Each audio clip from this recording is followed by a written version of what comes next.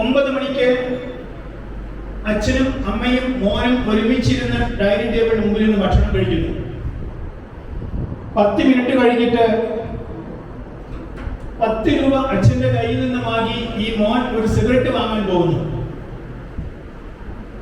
മോൻ സിഗരറ്റ് വലിച്ച് തിരിച്ചു വരുന്നു. അപ്പോഴേക്കും അച്ഛൻ വീട്ടിലെ സോഫയിൽ കിടന്ന് ഉറങ്ങാൻ തുടങ്ങിയിരിക്കുന്നു. അമ്മ അടുക്കളയിൽ എന്തോ ജോലി ചെയ്തുകൊണ്ടിരിക്കുകയാണ്. പെട്ടെന്ന്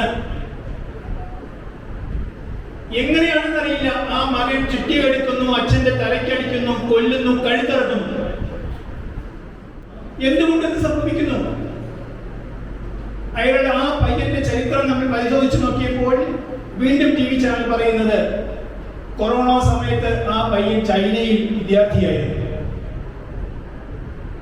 തിരിച്ചു വന്നു, കൊറോണ കാരണം തിരിച്ചു വന്നു. ആ പയ്യന്റെ ഏറ്റവും ഇഷ്ടപ്പെട്ട ഫീൽഡ് എന്ന് പറയുന്നത് സിനിമാ ഫീൽഡാണ്. എറണാകുളത്ത് സിനിമ പഠിക്കാൻ വേണ്ടി ജോയിൻ ചെയ്തു.